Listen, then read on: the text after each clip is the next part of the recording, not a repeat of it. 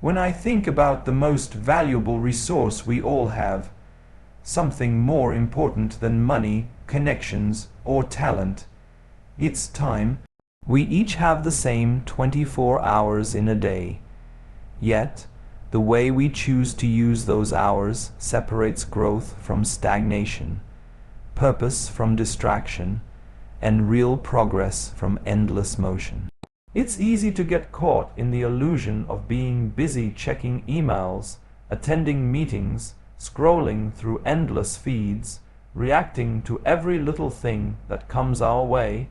But being busy is not the same as being effective, and too often we don't even realize how much time we're giving away to things that don't truly move us forward. We live in a world that rewards speed and multitasking. There's always a new trend, a breaking headline, a notification demanding our attention. And we respond not because it matters, but because we've conditioned ourselves to be available to everything and everyone except ourselves. That's where the problem begins, because if you're not conscious of your time, others will decide how you use it. The cost of that isn't just lost productivity. It's the slow erosion of your vision, your clarity, and ultimately, your potential. I've learned that focus isn't just about cutting distractions. It's about being deeply aware of what actually deserves your attention. It's about saying no, not out of arrogance, but out of respect for your purpose. You can't build anything meaningful if your mind is constantly scattered. You can't grow if every hour is shaped by someone else's urgency. At some point, you have to step back and ask yourself, what am I building with my time? Because whether we realize it or not, every single day, we are building something, either habits that strengthen us, or routines that slowly drain us. Some of the most pivotal moments in my journey didn't come from dramatic changes. They came from small, quiet decisions to protect my time, to step away from what was loud but unimportant, to invest in reflection, learning, thinking deeply, not reacting impulsively. That's not always glamorous. There's no applause when you close the door and focus on the fundamentals. But over time, that consistency becomes a competitive advantage. You begin to see things others don't. You begin to act with clarity, not just momentum. And you stop wasting your time trying to be everywhere, for everyone, all the time. The challenge, though, is that distraction feels good in the short term. It gives us the illusion of engagement. It makes us feel like we're doing something. But it's only when we step back that we realize how much of our energy is going to things that offer no return. We scroll past opportunities while seeking quick stimulation. We compare ourselves to others, measuring our timeline by someone else's highlights. And that's the trap, because comparison is one of the most effective ways to waste your own time. It pulls your focus away from what you can control, your habits, your mindset, your growth, and places it on things that are not your business. I'm not saying you should ignore the world, but I am saying you have to protect your mental bandwidth. You have to design your time with intent. Ask yourself, is what I'm doing right now contributing to who I want to become? Is this conversation, this meeting, this task moving me forward, or just filling the silence? When you get honest about that, you start to make different decisions. You stop chasing everything. You stop explaining yourself to everyone.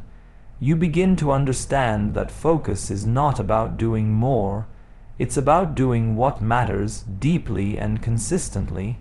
And once that shift happens, once you take full ownership of your time, you start to experience a different kind of momentum.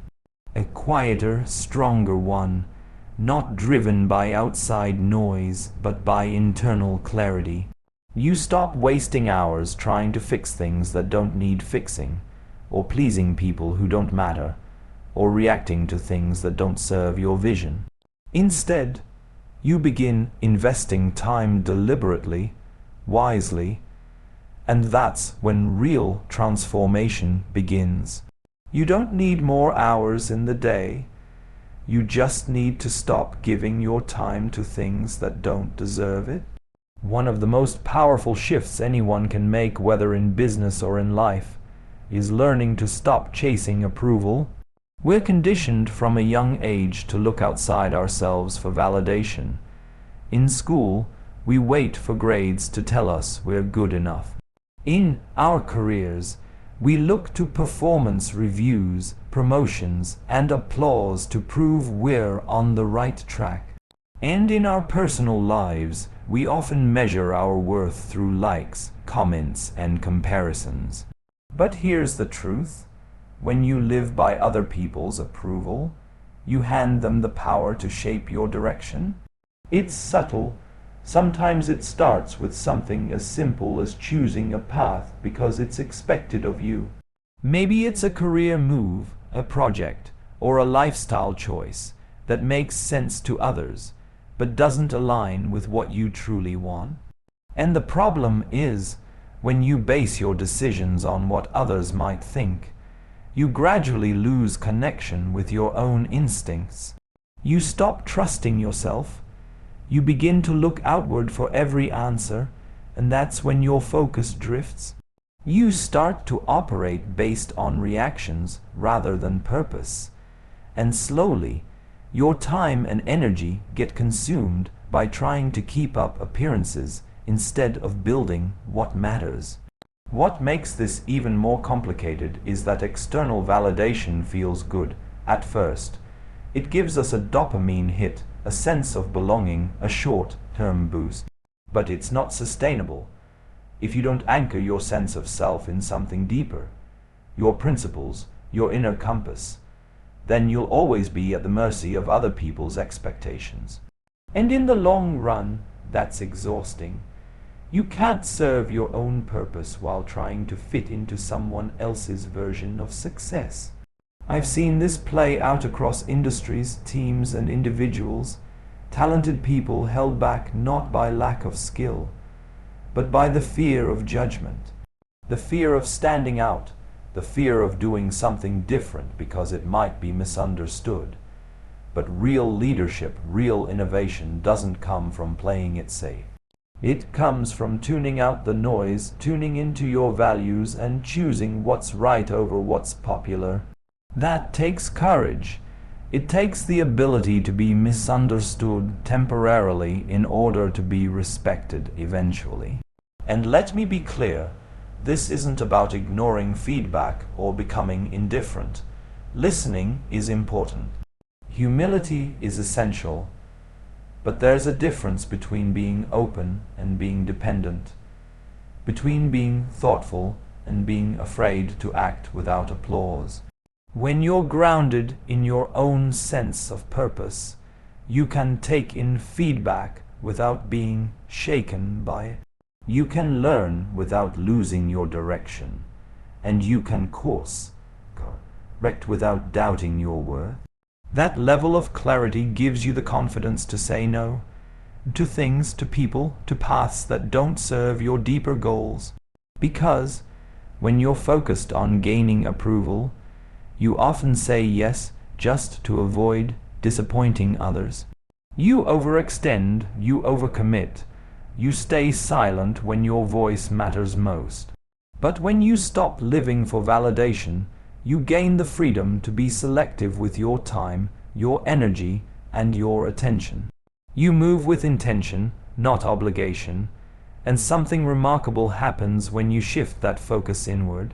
You start to build your life based on substance instead of perception.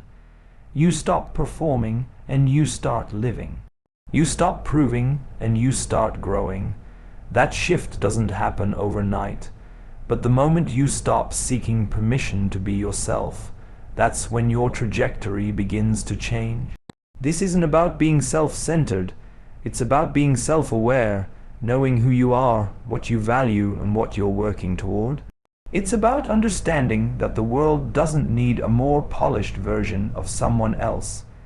It needs the clearest version of you asterisk.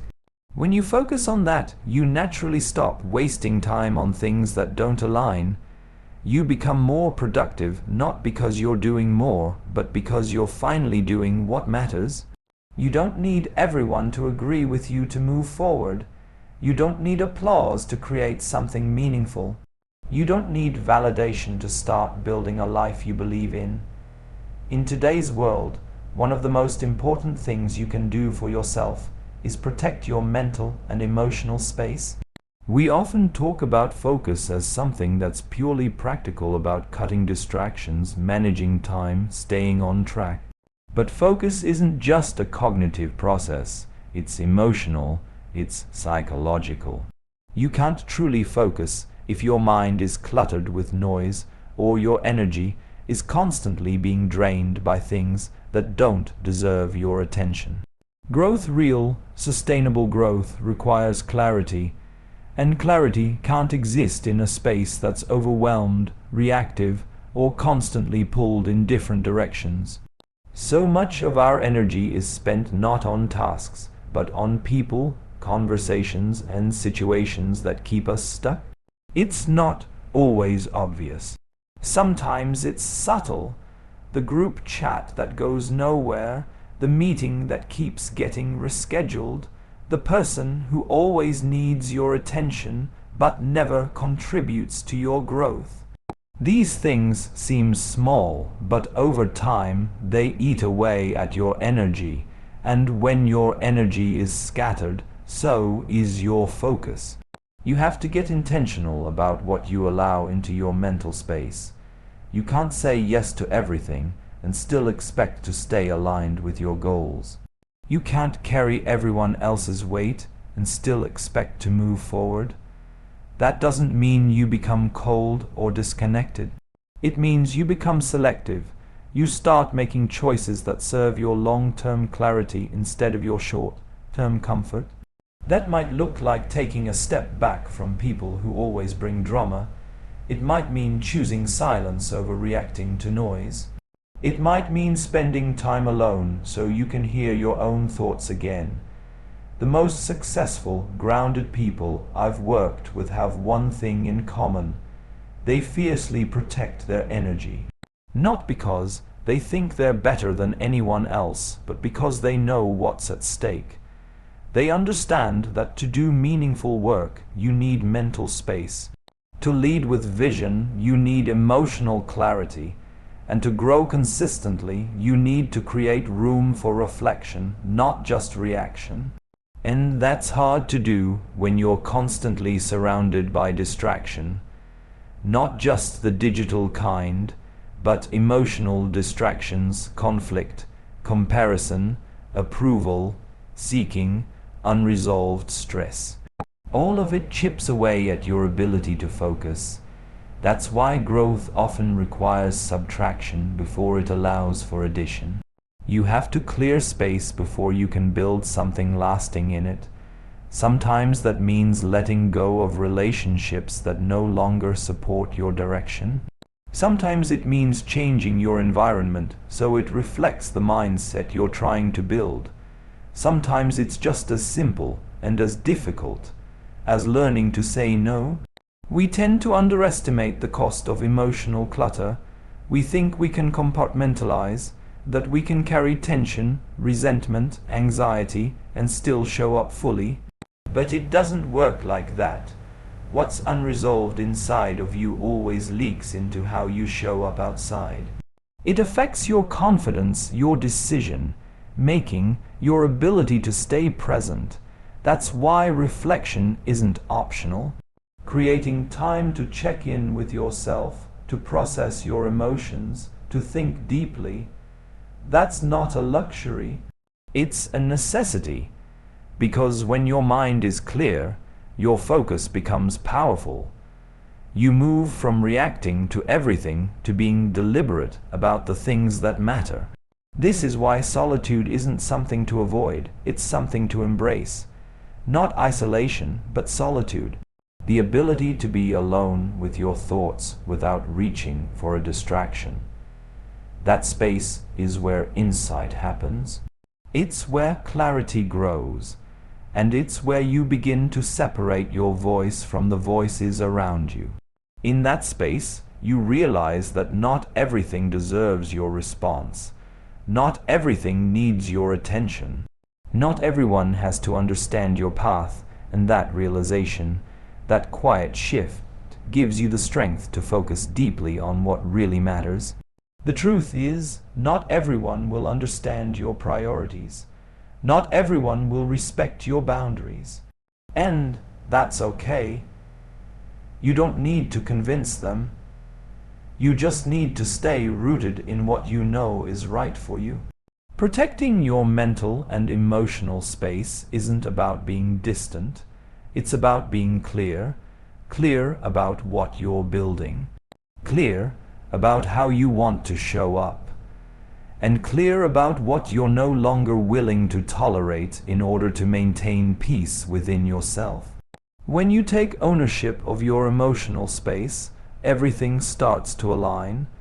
You make better decisions. You become less reactive and more intentional. You stop giving energy to things that don't contribute to your growth. And most importantly, you create the inner stillness necessary to hear what your future is trying to tell you. Because clarity is not something you stumble upon. It's something you create by protecting your space, guarding your focus, and choosing peace over chaos every single day. One of the most underrated foundations of real growth is structure. It's not the kind of structure that confines or restricts. It's the kind that creates clarity, rhythm, and direction. People often talk about discipline like it's this heavy burden, something to endure. But in reality, discipline is freedom. It's the system that protects your focus, your time, and your energy from being pulled in 100 different directions. Without a routine that serves your growth, even the most ambitious goals can slowly drift into the background. You can have all the vision in the world, but if you don't build habits that support it, it stays just that, a vision. There's nothing magical about people who consistently achieve great things. What sets them apart is their commitment to small, intentional actions, repeated every day. A great routine isn't about doing more. It's about doing the right things consistently. It's not about perfection either. It's about alignment, making sure your daily actions are actually supporting your long-term priorities. The world constantly pushes us toward urgency. There's always something demanding our immediate attention. And if you're not careful, your entire day gets filled with other people's agendas. That's why you have to build a system that centers you. One that brings you back to your goals, even when the world tries to pull you away. You can't rely on motivation to get there. Motivation is temporary. What lasts is a disciplined routine that works, even on the days when you don't feel like showing up. It starts with something simple. Knowing what matters most to you. What are the non-negotiables in your day? What are the things that, if done consistently, would move you forward not just in your work, but in your mindset, your health, your relationships? Identify those and protect them.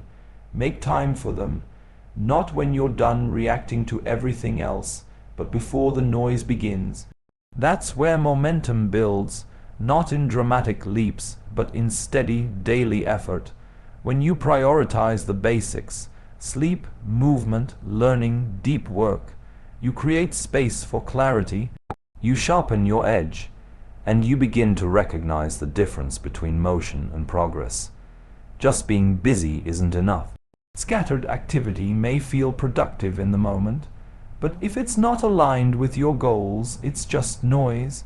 A routine acts like a filter. It helps you say yes to what matters and no to what doesn't, without overthinking every decision. It removes friction and builds rhythm, which creates more energy, not less. And it's not about rigidly controlling every hour of your day. It's about being intentional with your time. It's about setting up habits that run in the background so your energy can go toward creativity, problem solving, and connection, not constant decision making. The more decisions you automate through strong routines, the more mental space you have for the work that actually moves the needle. When you build a system that reinforces your priorities, you become more resilient. You start to realize that excellence doesn't come from doing extraordinary things once. It comes from doing ordinary things extraordinarily well, again and again. That consistency builds trust with yourself, with your team, and with everyone who depends on you to show up and lead with clarity. And let's be honest, there will always be easier options. There will always be reasons to procrastinate, to push things off until tomorrow, to give your time to distractions instead of discipline. But those little choices compound. One day of skipping your priorities becomes a week, then a month, and eventually you wonder why you feel off track. The truth is, success doesn't come from a single big decision. It comes from hundreds of small decisions made well. When you build a routine that serves your growth, you don't just become more productive. You become more confident.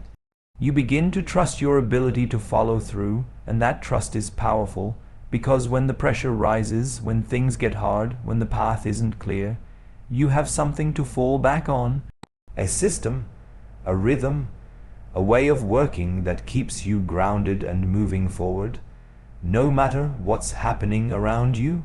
So, don't wait for perfect conditions. Don't wait until you feel ready. Build the habits. Build the system. Let the routine carry you through the days when motivation isn't there. That's how you turn intention into results.